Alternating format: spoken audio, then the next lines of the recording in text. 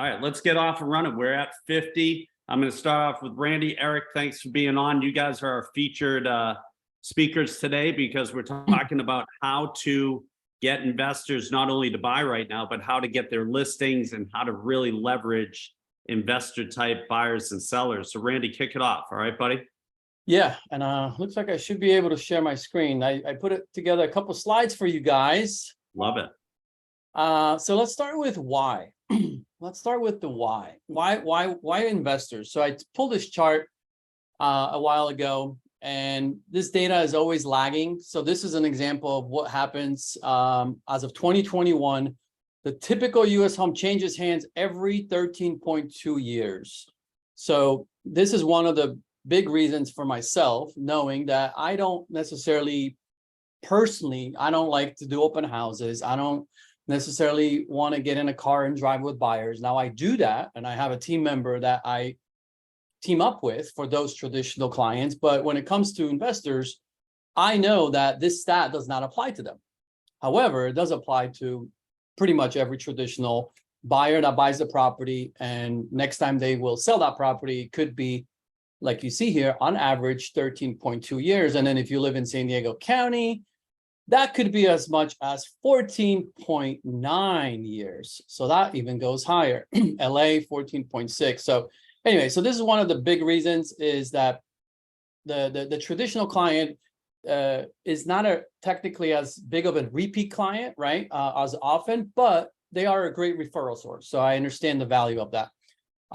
I chose investors because I was an investor to begin with. That's how I started in this business, as an investor. So that's my language. That's what I speak. And I also ended up running a brokerage that organically actually grew from the success of our investing business. So I kind of got to the brokerage world through the back door, sort of, right? So why additionally, less hand-holding, just period, right? And many of you could relate, if you're working with buyers, especially, it's a lot of work, right? You got to go out there, you got to look at a bunch of properties, and there's a lot of emotions, right, involved. And investors, they don't have much emotion. It's a lot of just numbers. Give me the numbers. Do the numbers make sense? Like, they don't, most of them don't even care about areas in some instances, right?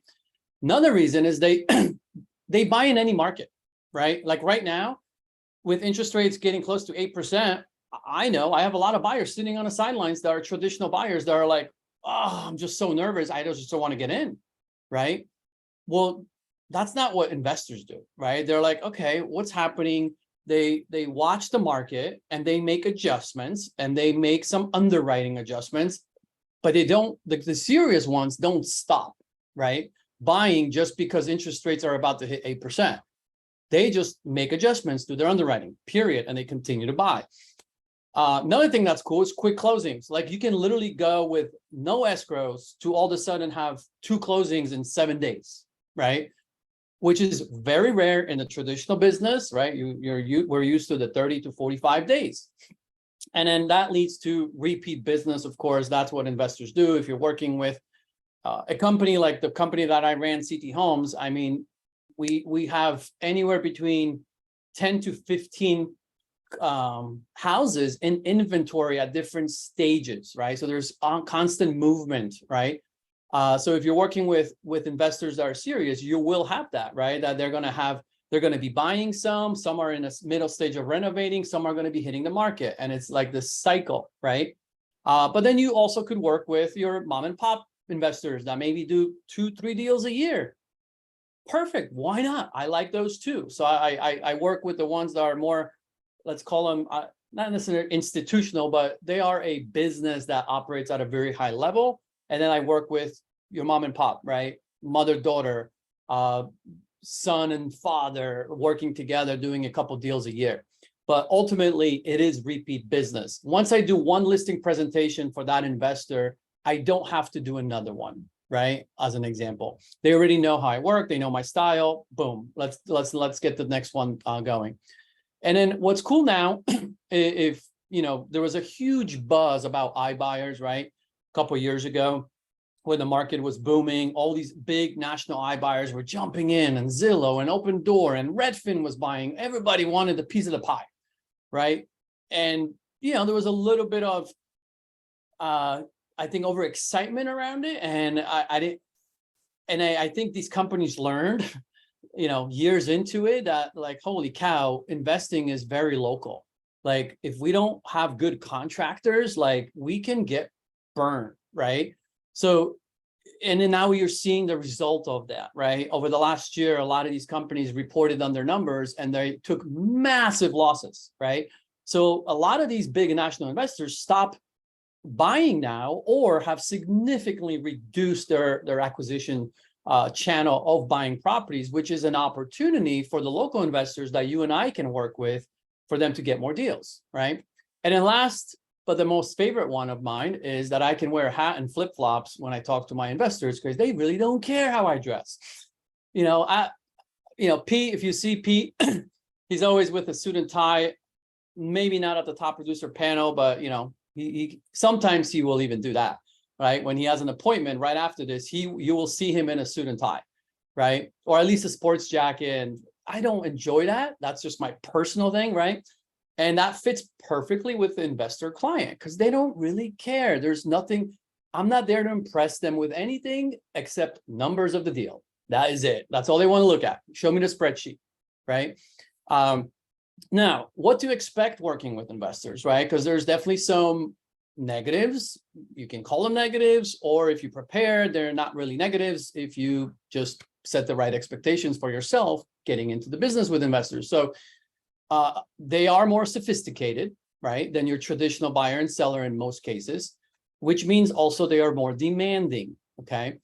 Like right now, I'm building a relationship with a small institutional buyer here in San Diego, and they have a very strict underwriting criteria, and but they want to look at a lot of properties, and that's what it will take. We have to sift through a lot of properties to find the golden nugget, right, that they want to pull the trigger on. But then we have to go look at it quickly. So there's a lot of things of that nature where there's demand, sophistication involved. Some will have very specific criteria, like this one. They are building daycares. They want to renovate the properties and then offload them to be a daycare facility for someone that has a daycare license. That's a very specific niche of an investor, right? Most of your investors that you're going to work with, if you're getting started, are going to be kind of the beginner ones. I would assume in most cases that are getting into the business, and maybe they want to do a 2, 3, 4, 5 a year. And that's a perfect place to start, right? And their criteria is more based around budget. Like, what they comfortable, where are they comfortable with purchase price, rehab amounts, things of that nature.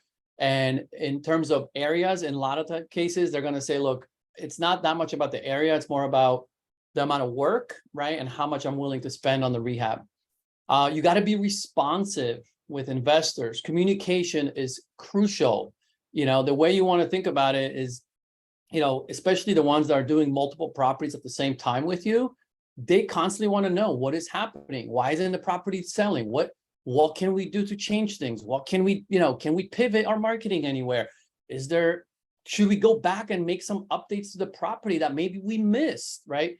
But that doesn't happen if you don't communicate with them on a regular basis, right? So they constantly look for feedback from us realtors. And that leads to, of course, knowing your market. You got to know your market, right? So once you start working with investors, just be prepared that they're going to be asking you a lot of different questions, from even like, hey, what kind of finishes does this market in this particular area demand, right? Like things of that nature. You want to be ahead of the curve on understanding the market, so you can even help them with some of the ideas for the renovation, right? Because I have seen investors that, quite frankly, they over rehab the property. Like they overspend in an area that they probably should have not, right? And there's one investor that we started working with a long time ago. We always called him, he's got the Rancho Santa Fe taste, renovating in Santee. And if you know anything about San Diego County, you're talking about a $6 million market renovating in, let's say, $700,000 market, right? That's wrong. Like, you're going to overspend and you're going to probably lose money. right? Because that Santee buyer, $700,000 buyer, they're not expecting a $6 million renovation, right? But that comes from us, the agent that has to tell them like, look, I appreciate where you come from. I understand where you come from. However, please, you do not have to put sub-zero appliances in this home, right? And then they will appreciate your feedback, right, on that. And then you got to be flexible. You have to be open to reducing your commission, period, right? Investors are used to the agents working with them, especially when they're close on getting a deal and the numbers are getting tight. So a lot of the investors I work with, I already have predetermined commissions that we do when I list their home, and it's usually never full 2.5% or 3%. On the listing side, it's reduced. However, I do incorporate bonus structures into it where we both win if I hit certain number above what they're expecting, as an example, right? So even though I'm reducing my listing commission, I've included a bonus structure that sometimes gets me to even 2 or 2.5% if I hit the goal and beat our expectations, right? And then this happens not too often, but it does happen in a shifting market. So like last year, as an example, my investors know that I am flexible in the listing agreement. If we need to cancel the listing, we cancel the listing. And it's really because maybe they have to make a different business decision with that property because now the market shifted. They got caught in the middle of the market shifting in the negative direction, and they're deciding to keep the property and turn it into an Airbnb so they don't have to lose 50K, right? If they were to sell it still today.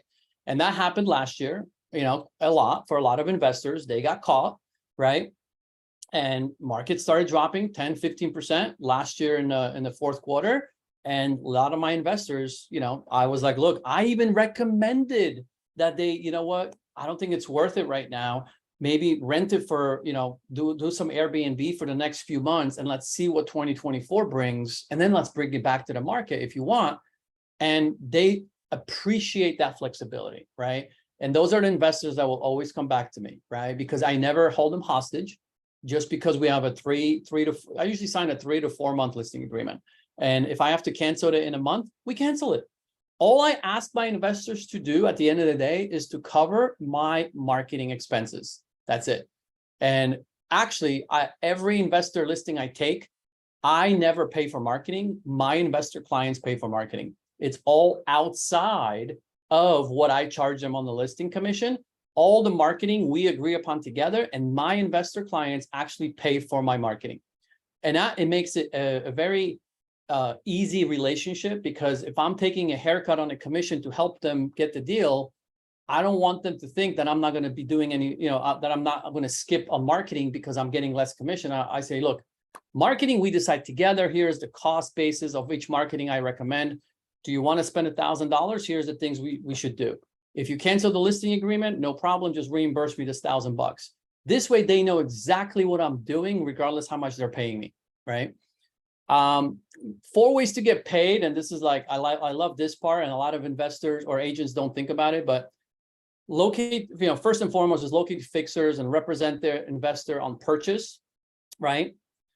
If you list a fixer yourself, be ready to get calls from investors directly that will ask you to represent them, which is a beautiful thing. If your state allows dual agency, amazing. You can then double end the deal, as we call it, and make the listing commission and the buyer's agent's commission.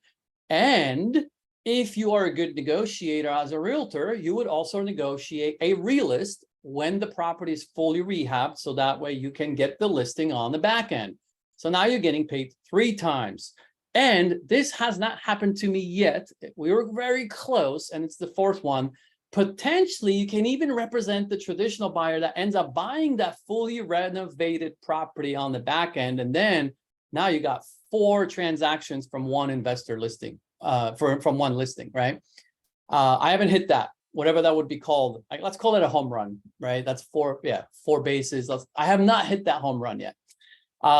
And then, of course, you can list rehabs for investors. And that's how I like to operate. My investor clients, they know they don't come to Randy necessarily for me to hunt for deals for them. That's not my way of doing business with them, because I tell them, look, you need to network with a bunch of realtors, not just one. And if you can, go directly to the listing agents and do the business that way, because your chances of getting the deal go up. However, once you buy the property and you don't commit to an agent to go and do the relist on the back end when it's rehab, they come to me basically and ask me to list the property for them, right? I love that type of a relationship. That's how I operate. However, the last 2 points here are underestimated with most of the agents that start working with investors. They don't think about this, but I can't tell you how much business I've got from investors that's traditional, right? Because those are also regular people that have goals to own primary homes or sell their primary homes and buy another one, move up, move down, right? With their properties. They have friends and family that have goals that are traditional, not necessarily flippers. So I get actually a lot of business from my investor clients that is traditional business, right? And you can take it a step further and actually start doing some marketing with them as well towards that. So I don't want to get, I don't have enough time to get into the details of everything, but I want to just get your brain thinking on all the ways of how you can make money together. Scale with repeat business. So that's one of the things I love about investing, is that it's very scalable, right? Once I create a system for one investor, I can duplicate it for the next one, and then the next one, and then the next one, right? And with retail, you could, however, there is sometimes, things will change quite a bit sometimes based on the client. But with investors, they all pretty much operate very similarly when it comes to, buying or selling properties. So, but we need to learn their appetite, right? So learning their appetite, holding open houses on their finished rehabs, I can tell you, is one of the easiest way to get in the door with building investor relationships. And Eric is going to touch upon that because he did an amazing job getting started and building his literally whole retail business because of investor relationships. Co-marketing, like I mentioned, you could literally create marketing pieces where one side of, let's say, the marketing piece talks about the investor buying houses for cash, distressed homes, all that, right? That investors market. And then on the flip side, it's your information, the realtor, right? Hey, and I'm here to help you if you need to list it, right? I actually like that approach, right?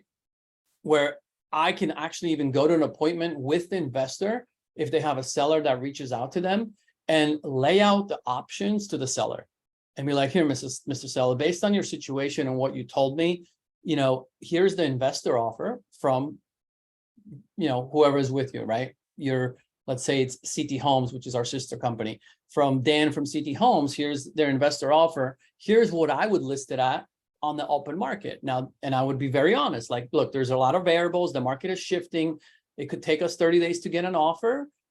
Then it could take 30 to 45 days to close. They could cancel because they're going to do their investigations and inspections and all that. So there's a lot of unknowns, right? If you do go in this direction, but you should be able to net a little bit more money versus the cash offer. And now it's your choice. Why would you want to sell to the cash buyer, right? So you dig for motivation and start understanding, but if you take the server approach and you listen to them, the story will reveal itself, and then literally they feel like you're not trying to corner them to one thing, right? So I like to actually go to seller appointments sometimes with the investor. It works very well. And then building out the traditional lead referral process, like I mentioned, that a lot of these investors, when they spend money on marketing, they actually throw away the leads that they can't buy with their cash offers. They don't do anything with the other ones that said no to their cash offer. And to me, that's a huge, huge opportunity for us realtors, because most of those properties were going to end up being listed by a realtor later on the open market. So if you build that relationship with the investor and you teach that investor how to refer you correctly, you could be going on listing appointments every single week, literally. So where do you find investors? Well, they're in any market, everywhere. First place I would start is go and start attending your local RIAs. It's a real estate investor association. So you start from attending. Maybe down the road, you can start sponsoring some of them. So you have a vendor table, and hopefully, you build yourself up as a go-to investor agent, and maybe they can even allow you to speak, which would give you even more credibility, right? Meetup.com. So this is the RIA website. Nationalria.org is where you find the local RIAs. Meetup.com is another amazing place to find all types of investor groups, the big, the small, the middle size. They're everywhere. If you like, for example, this is me typing in real estate within San Diego, 10 miles. And I got, 1, 2, 3, 4, 5, 6, 7 events that are taking place back in March of 2021. Like, they're always happening. Now, you might be ambitious and say, look, I love investors to the point where I want to start my own mastermind or networking event. And if you're in New Jersey or anywhere close to this event, this is actually my own meetup that I started all the way back in 2008. NJRESN. This is my own real estate social network that I started with one of my best friends, John Steingraber. It's still running to this day, and it's the largest meetup in New Jersey, 4,257 members. John continues running these usually every couple months, and he'll get like 300 people in the room.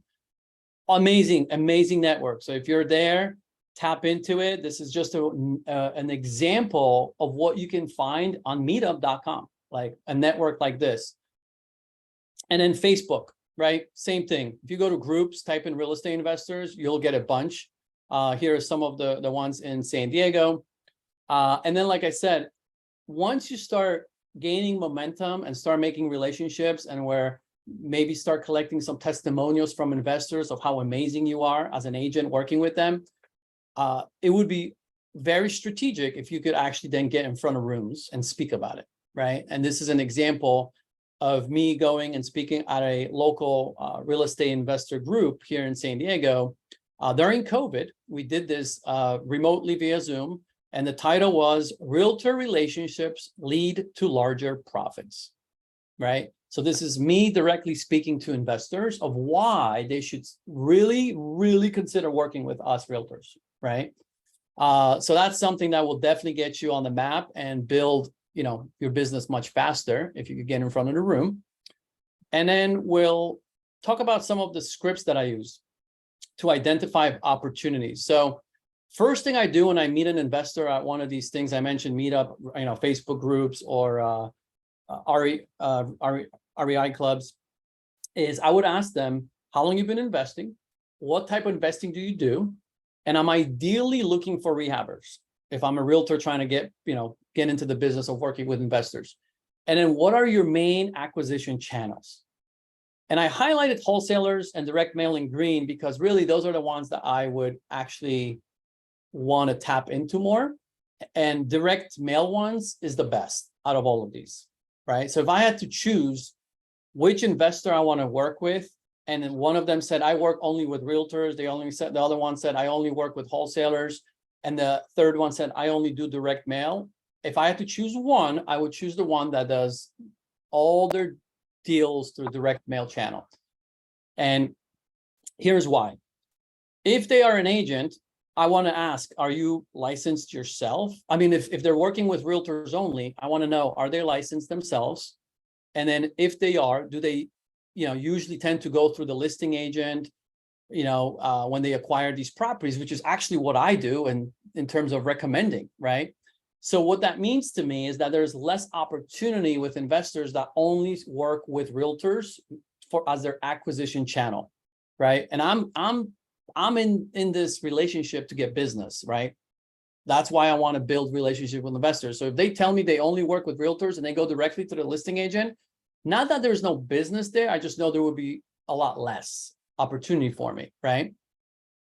So instead, if I happen to run into one that says, look, I only get my deals from wholesalers, and I know one specific investor, his name is Billy in San Diego, I've sold 3 or 4 rehabs for him. All of them came from wholesalers. And wholesalers are investors that basically get a property under contract with a seller. They don't want to rehab it. So they then take that contract. They find someone that wants to rehab it. So they find an investor that wants to rehab it. And then they assign that contract to that rehabber, and they take a fee for doing so. And that could be anywhere from, 5,000 to 30, 40, 50,000. It all depends on the spread. But regardless, what I know, if an investor is buying a property from a wholesaler to rehab, I usually will know that they will probably not have an agent that they are committed to at that point. And to me, that's an opportunity to build a relationship and hopefully get those listings when those properties are rehabbed. So that's why the first question I asked, do you already have a go-to agent that you list the rehab homes with? That's my in, right? Because they are buying them from wholesalers. They're not buying them through realtors, right? And realtors, like, if you're smart, they will ask for the realist on the back end once the property is rehabbed, like I do. So, and then the last one would be direct mail. If the investor tells me they get all their deals through direct mail, this is where, like, you know, all my light bulbs go off, right? Like, okay, now I really want to lean in. I want to get to know them. I want to take them out to coffee, right? And these are the questions you want to ask. What are you doing with the leads that don't qualify for your cash purchase program? If they say, oh, nothing, which majority of them do that, I would say, would you be open to making income of those leads? And why would anyone answer no to that question, right? It's specifically designed for them to say yes. And here's a tip. Usually 1 out of 10 will work for the cash purchase program. The other 9 are listing opportunities. And I know that's a pretty statistic that's been proven over and over again. If an investor goes to 10 seller appointments, they probably will end up buying 1, right? The other 9 are listing opportunities. So that's just a tip to think about, and why I like working with investors that do direct mail. So my next question would be, would you be open if I door knock where you market? That's another way to start building rapport and doing things that other realtors probably wouldn't even think about. And another question you could say, would you be open to doing co-marketing together, which is what I mentioned earlier. So my goal with investors of such that do direct mail is to really get to know them and see how I can improve their business in terms of lead flow, because I know if I can get them more leads directly from sellers, it will automatically lead to more listings for me, not only to list their rehabs, but also all the traditional listings that hit the market for the ones that don't take their cash offer. So I like this one the best, right? And then I'll finish with this. Which investors will waste your time? And they could be time wasters, right?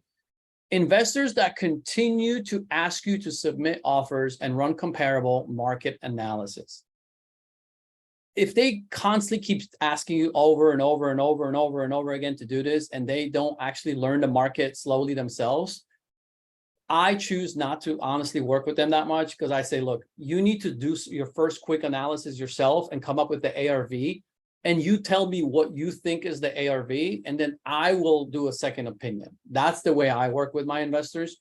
I don't run around doing comps for them every single day on every property they're considering offering on. That would completely exhaust me, right? Investors that come to you over and over before they even submit an offer to get your opinion, right? Again, this will burn you out, okay? So you got to have some boundaries when you're working with investors. That's the point of this slide.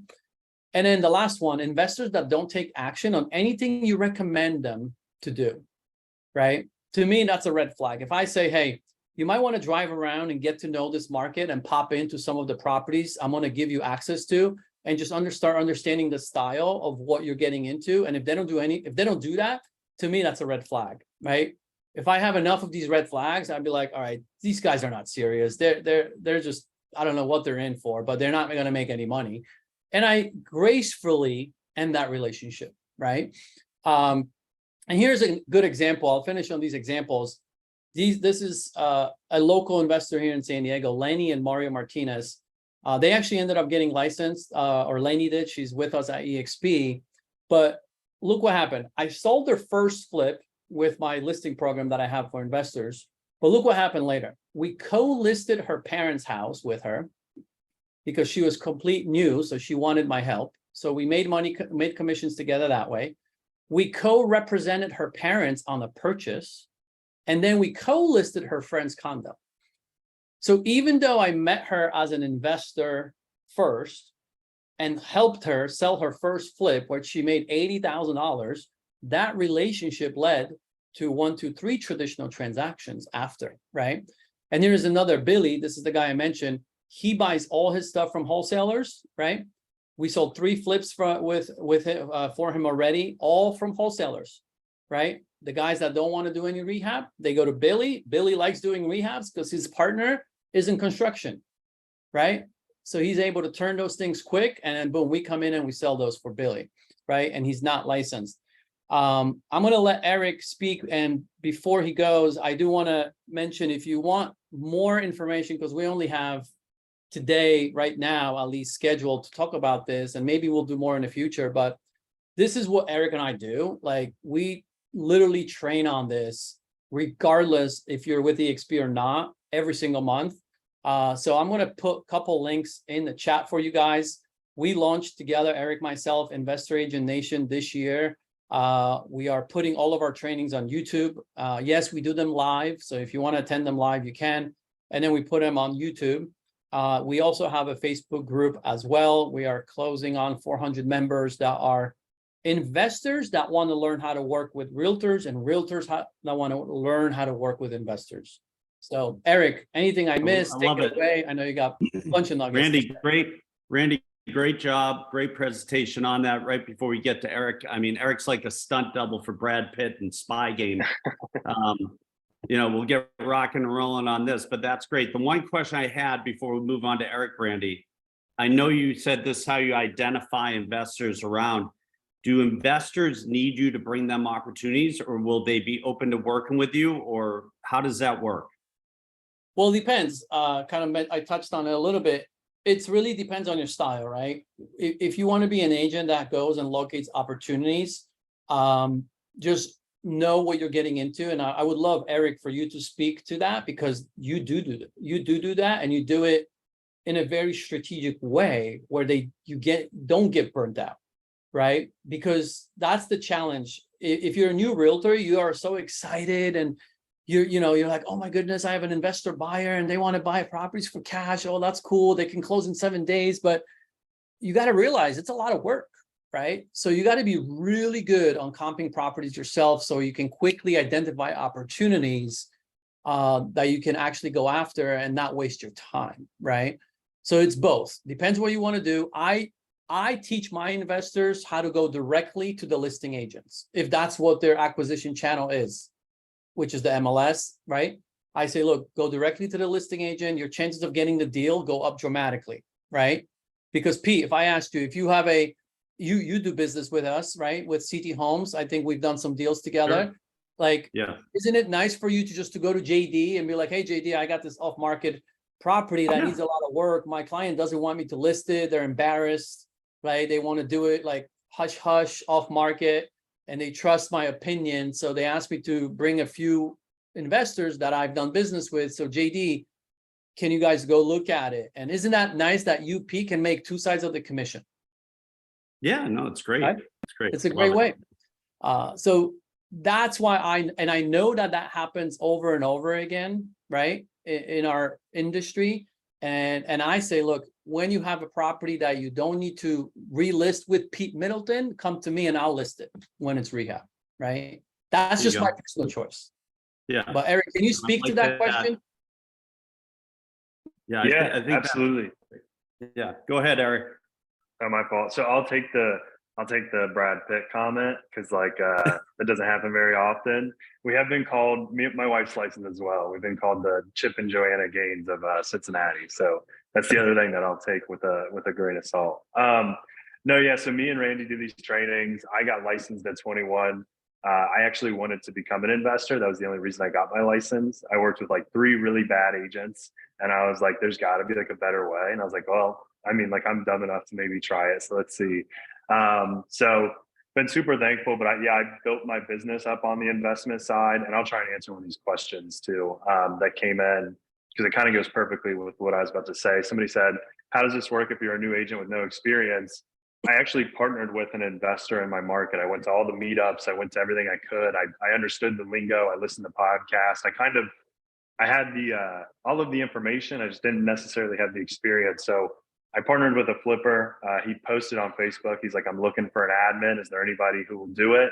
he knew me personally, so I responded, I'm like, I'd love to. He calls me and he's like, dude, you would suck as an admin. He's like, I know you can't push papers or anything like that. So like, call me a different time. And I was like, okay. So like a week later, he posted on Facebook. He said, hey, I'm looking for a marketing manager. And I called him and I'm like, dude, I'd love to help. What can I do? And he's like, that's more up your alley. So we'll do that. So I started out with him. I basically was just his like, I was his driver. So I would just drive to like all 10 properties he was flipping. I would take updated photos, throw them into into a Google Drive for him. And I was kind of just doing all of his like basic grunt work. And then I asked him, like, I didn't have a ton of business when I first started out. So I was like, do you care if I do like Facebook Live videos on this? And he's like, dude, go ahead. I don't care. So I would do Facebook Live videos. I was like, hey, I'm here with Turnkey Home Solutions. Like, we're flipping this house in Anderson, which is a suburb in Cincinnati. It's going to be listed for 500. Like, this is the work that's getting done. And I would explain it to everybody on Facebook Live, and people loved it. Like, I'd get 4, 5, 6, 700 views on every single video. I wasn't doing any transactions, but people thought these were like my flips that I was doing. They thought they were my business. So it kind of just built up over time. And then to what Randy was saying, I actually, for my investors, I'll go out there and actively find deals. So we'll network with agents. We'll tell every agent that we talk with, hey, if you have any houses that you can't list because it's ugly, give me a call first. They always do. So we go ahead and walk it first with our investors and put in cash offers for them. Sometimes we get them, sometimes we don't, but most of the time we're getting the first shot at it, the first crack at it. We've done, so like for direct mailers and stuff like that, I'll actually take the leads. The investors will send it to me. Anytime we get an inbound call from a direct mail lead, and I'll actually set up a listing appointment, and I'll go there and I'll provide both options. I'll say, look, I'm a licensed agent, but I also work with investors. So as a licensed agent, you'd probably sell your house on the market for, let's say, 250 after fees, taxes, everything. You're probably looking at taking away 230 and say, probably going to sit because the condition's a little bit rough. Or I can give you a 210 cash offer as is. We'll close when you're ready. And that way it's actually helped me a ton, because some people decide to list and they love it. It's a good way to kind of explain it. And then some people decide to sell it cash, and then I've got an investor that I know will purchase the property. So, I'm doing it on his behalf, but it's a great way to kind of get both of those leads. And I think as a new agent, this is one of the best ways you can get your foot in the door. I think it's great for marketing. I think the hardest part's finding investors, kind of Randy touched on this at the end. The hardest part's finding investors that aren't going to waste your time. Everybody's watched HGTV. We've all seen the flip and flop shows and everything. So you get these people that'll call you and they'll be like, hey, I'm looking for a flip, and it's super unrealistic. So we do vet people. We do work with first-time investors. We hold their hand, but if they're people that aren't serious, we kind of let them go nicely. And we just say, hey, as of right now, probably not, the path you should be taking, but when you are ready, come back to us. Yeah. I love that. I think that's great. And thank you for explaining that and kind of showing how you got in. And, I don't know if anybody picked up on this, but Eric was willing to do anything to kind of get in and start kind of lifting the curtain, seeing what was happening behind the scenes. So I think that's great advice, because you got to start at that ground level, right? A lot of it is really understanding what people are doing, where are they discovering the opportunities, what are they doing on the flips, and building those relationships. So, and this is a question for you, Eric and Randy. Sam Razul asked, what strategies can you recommend to get your offer for your investor accepted over other competing offers right now, especially in this market where inventory is tight? What would you guys suggest on that? I'll go first real quick, Randy. I always call the listing agent. You should do this for both retail clients and investor clients, and I try to get the motivation. So I always talk to the agent.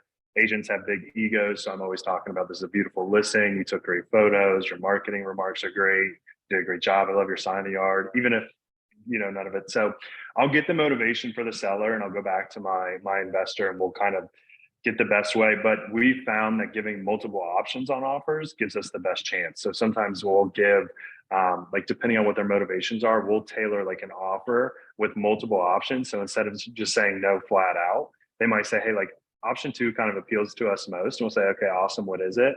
What can we do to wrap this up? And then we always guarantee it's no inspection, 7-day close. Doesn't matter. We'll close on the property. I would, Okay.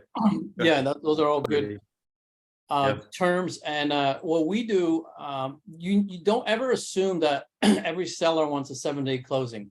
Okay.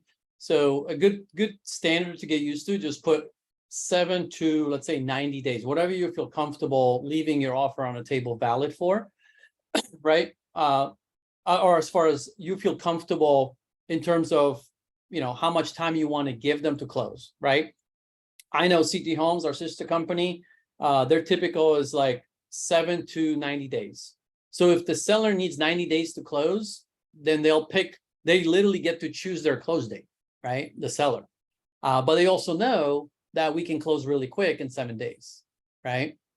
So that's one little tip, that literally where it says close date, just put 7 to whatever. If it's 60 days, put 60 days, right?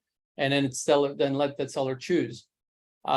Another one can give you a massive advantage, and is if you call a listing agent and say, look, I know you're probably getting a ton of offers, right? This is, a fixer, and, you priced it right.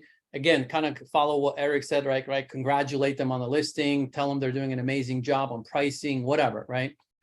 And say, look, is there an opportunity where maybe you can give my client, who's a serious investor, if you can give my client 4 days to do their inspections ahead of time before we submit an offer, do you think it would have a lot of weight if my client submitted an offer with no contingencies, close in 7 days? And not all listing agents are going to say yes, right? But the ones that say, yeah, like, honestly, like, that would be amazing. Like, if you could give me an offer that has no contingencies, and, usually that works even better if the first escrow just fell out, right? If they were under contract with one investor and they fell out of contract, then the motivation of the seller is much higher. So if you can come in with a non-contingent offer, quick close, if that's what they want, you will get put on the top of the pile of other offers, because the other ones, I will guarantee you, 9 out of 10 will have some type of a contingency there. It could be 3 days, it could be 5 days, whatever. And the seller knows, and the agent that's representing the seller will say this, look, if you take this offer, if you sign this, I know it's less by 10K than the other one, but if you sign this, like, that's it. We got a binding contract. Like, they're not doing any contingencies. They said they're committed. They said they've done all their inspections already, right? That to me is probably the biggest way to win over as sellers. Now, again, I would not recommend doing that if your investors have not actually done the due diligence on it, right? And got the opportunity to look at the property, maybe bring their contractor in there with them. Do not recommend this to new investors to just be on, going in with non-contingent offers with no inspections, right? But the ones that actually get the green light from their contractor or whoever they're working with on the rehab side, non-contingent offers is the way to win those properties. No, I think those are all good, valid points. It's really important, you guys, to have a conversation with the listing agent or the agent that's going to be representing. Just have a candid conversation, ask them what's motivating their seller and what really appeals to their seller, right? How can you formulate it where it'll check all the boxes? They'll let you know. And I like what Eric said, just compliment them on everything, stroke their ego. Always start off with compliments, tell them how great they are or how great the listing is, or, hey, I see your name everywhere, you're doing awesome. And because people love to have recognition and acknowledgement. So that's a big, big thing. Gail DeMarco had 2 questions. So the first question for you guys was finding the properties. Are you going through title companies and using AI to define who's most likely or likely to sell? I don't. I mean, most of my properties have been on market. We've done a little bit over like 60 flips the past 2 years with our investors, and most of them have just been on market. We typically just look for something like where it's either been sitting or something like that. We run the numbers. There's a lot of stuff that we do to help out, but then we're also getting the buyer side of commission and the listing side. And then we've got partnerships with hard money lenders where we also get a point or two off of the loan basis. So we kind of like triple dip in most of them. But if not, then it's just coming from like a referral from an agent, some wholesalers as well. But not a ton. I mean, we do some direct mail marketing around a lot of our flips. I do think Gail brings up a good point though, in terms of title companies. So what I do, Yeah. I personally don't go to title companies, but what I say is, well, one, I have a relationship with a really good title company here in San Diego that I invite to all of my local masterminds that I do for investors in San Diego. It's not that scale that I did in New Jersey. It's much smaller. I keep it exclusive, but I have my trusted partners. One of them is a title company, right? And I actually tell my investors to set up an appointment with the title company to discuss marketing ideas of where they want to target, what kind of areas, and I let them take those things they learn from a title company like Gail is mentioning as to who is most likely to sell and all those things that the title companies have access to, and let them implement and execute on those ideas, not me necessarily, right? So that's how I leverage the title companies, but I don't necessarily I don't come to those meetings. I don't attend those meetings, right? And then she also asked, finding agents outside of your state that are active and solid, worthy agents. I don't know if I don't know if I understand that question, Gail. Finding agents outside of finding agents outside of your state that are active and solid and worthy of working with to find opportunities. How do you identify those types of agents? So we know Eric is the expert in Cincinnati when he's not a stunt double for Brad Pitt. You know, we know, Randy, you're the expert in San Diego when it comes to investors and flips and things like that. How do we identify other agents in other markets? Say, I don't know, Nashville or Austin or things like that. Is there a network? So, of those I mean, if you're asking from an angle of you being an investor wanting to invest in Nashville, but you live in San Diego, well, then I would just join local RIA groups, not Facebook groups that are local, right? That are geared towards investors and realtors. So I would just leverage social media and, you know, to build my network in Nashville, Tennessee, if that's what my goal is, which I think that's what you're asking, Gail. I'm not sure, but that's how I would find agents, right? Because in those groups, guess what? There's realtors there wanting to network with those investors. So if there's a realtor in that investor group, there's a high probability they like to work with investors. And those are the ones I want to touch base with. Yeah, I like that. And I think that's super important. Wendy Ross, the rose between all the thorns.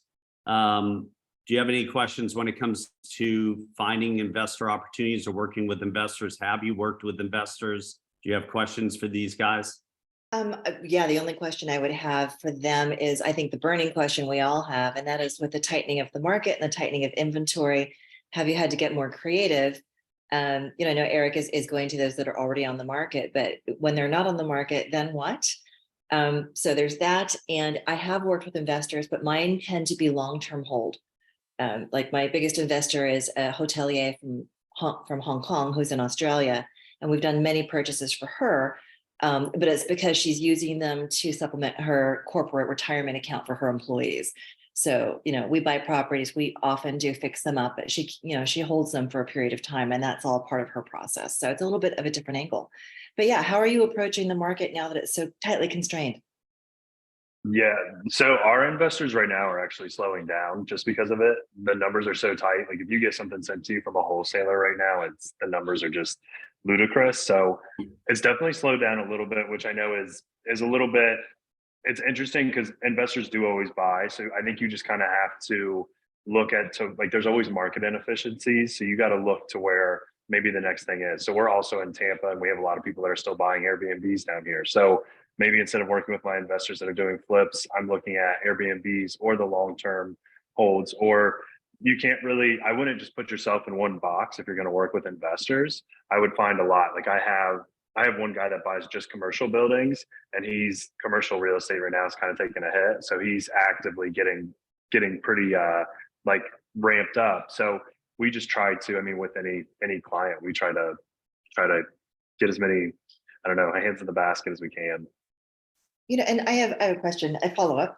I'm noticing here in Orange County, in my market, in, north of San Diego County, there are a number of different improvements going on in various areas, like the Dana Point Harbor, which is one of the few, deep sea yachting harbors, finally got approved for renovation. So I'm finding people that are investor minded, if you will, they're looking for those types of things. Like, okay, the market overall is kind of crappy, but the harbor's being rebuilt. Let's look there because there's future upside, that sort of thing. Are you finding that as well? Yeah, there was a big development in Cincinnati. It was it's called Spooky Nuke. It was the biggest sports complex in the United States. So they just built that, and like it was placed in a town in Hamilton that for years had a really bad connotation. Like the average home price was like 130,000, which in Cincinnati is still pretty low. And I think now the average price point is like 240. So there was people that just like, and that was within a year and a half. I mean, there was people just buying these like rundown properties and then holding it and wholesaling it and making 70 grand. So if you can have a advantage by getting some of that insider knowledge, what developments are coming in or what areas are expanding, I would take advantage of it, all the time. That's a positive. And I would just add, like, it's one thing getting excited about that. However, I think I'm very realistic and saying, like, look, that doesn't necessarily mean that you're going to get appreciation, because if the market is crashing, that area also will get impacted. Maybe not as much, but it will also have a decline of some sort if everything around it is declining, right? Yeah. So I think it's just setting expectations and not just, assume like everything is just going to be beautiful just because there is a new development coming of something, and let them be doing their underwriting for that potential that it can happen. So if they have to hold on to it more long term, kind of like what you're discussing, then they're not going to be out of business, right? Yeah. Because that's my whole thing with investors is like, I always tell them, it's like, and this is a tip for you guys, one of the first things you can offer to investors when you're getting started is like, look, if you have any deal that you're looking to purchase, before you pull the trigger, regardless if I'm involved as a realtor in it, please, I'm more than happy to run the numbers again and give you a second opinion, right? Yeah. And I've done that over and over and over again with my network, and reciprocity later takes over. So when the opportunities do come up, I am the first person they think of when it comes to listing, or their friends that want to buy a primary home and things of that nature, because I've done several opinion checks for them. And some I have to tell them, like, look, what your number of your after repair value is, I don't agree with. And I actually don't think you should buy this home. And I repeat this in my masterminds that I do with investors a lot. Like, the best house, the best flip you're going to do is the one I tell you not to buy. Yeah. Because that means you're probably going to stay in business. And it's heartbreaking when you find new investors get into business and the first one, they lose their shirt and then they're done. Like, they can't recover. Like, it's... We do the same thing. Me and Randy talked about this at one of our masterminds a couple of weeks ago. I picked up a listing because I had a guy in Cincinnati. It was his first flip he was purchasing. And we've done our own flips, and I've done a ton of my own work. I'm not a GC, but it could be close to it. And he's like, hey, can you come give me your second opinion? So I walk in the basement, and the first thing it says, I'm like, yo, like, did you have plans to replace all this knob and tube? And he's like, knob and tube. And I'm like, yeah, like, if you don't replace this, like, you're not going to be able to get insurance on it. You're not gonna be able to sell it. And he's like, I had my contractor walk it. Like, what are you talking about? I'm like, this whole house has knob and tube. So he gets my contractor out there. My contractor's like, yeah, your guy missed this. And he like called me back a day later, and he's like, hey, when this is done, I want you to list it. He's like, the fact that you like paid attention to that and told me. So, typically when you're adding value, and for us, our investors, I want them to be in it for the long haul, because that means I get to do more business with them. So yeah, it's all about repeat business. That's a good point, Eric, because if you tell the truth and you guide them and advise them the right way, they're not going to get smoked, and they're not going to lose their nest egg, like Randy said. And you want to advise people the right way. You don't want to just have commission breath and jump on one deal, And Wendy, to that point, I want to mention this, because what you were saying, what are you doing now, right? With the market kind of, I feel like there's this heavy fog right now, right?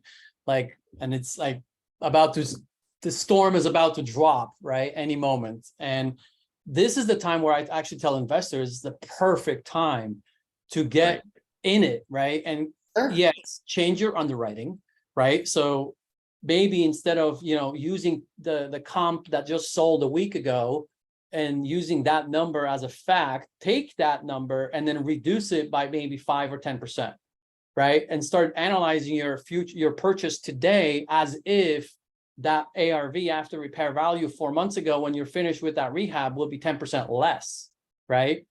And that could, you could get a lot of no's, and that's fine. Like if you're submitting offers with that underwriting, but you better be conservative than you buying that and then losing money, right? And eventually you start using the data to help the realtors that are going to be, presenting your offer to the seller. You got to educate the listing agent on how you came up with your offer. And don't assume that the listing agent has all of the information. So I would always build that relationship with that listing agent and be like, look, the market is shifting. I don't know if you noticed, but like things are not selling right now. And I'm changing my underwriting as an investor. I would love to offer on your opportunity. We're not stopping buying. Just want to let you know, like we still buy, we're changing it, and here's why. Like, and I just go into it and I'm gauging the experience of the listing agent, if they even know that this is happening, because there are a lot of agents that are new or newer, and they happen to land a flip listing because their family member asked them to list it. They might not even know what's happening in the market, right? So I'm constantly gauging, that's the first thing, is rapport and gauge. Like, how much do they even know about the market? Because once I submit the offer, I need to provide them the information as much as possible so they can almost like fight for my own offer, right? No, Anyway, we're out of time. That's really good stuff, Randy. We're almost out of time. I wanted you guys to answer Dwayne Whitaker's question. What is the best way to find solid investors, knowing that everyone's calling them all the time? How do you get in with the investors today? Dwayne, you should, I don't know if you got in late, but if you did, go back to the middle of this presentation where I gave you scripts, because it's all about the questions you ask them. It will tell you exactly if they're serious or not. So just ask better questions and you will be able to vet them, right? So we covered Randy, that. put those on the tribe page if you can, all right? Put them on the tribe page. Those are super valuable. I think Gail had a question. She just jumped off, so maybe she didn't. You guys, awesome info. Love it. Great stuff. We're right at the hour. Eric, thanks so much for being on, taking time out of your stunt double time. Hey, Randy, great information. Love the PowerPoint. Put the PowerPoint in the tribe thing. And guys, remember, invite people to these masterminds. We're not on next week. Next week we're dark because of EXPCon 23, but we'll be on the week after that. And let's get this ramped up, because this is helping people's production and business. So make sure you invite people to it. We don't care what company they're with. We don't care what group they're part of. Just bring them in. All right. Wendy, awesome stuff. Thank you for chiming in on your investor experience also. All right, guys, great job. Talk to you soon. Later. See you guys. Bye, everyone.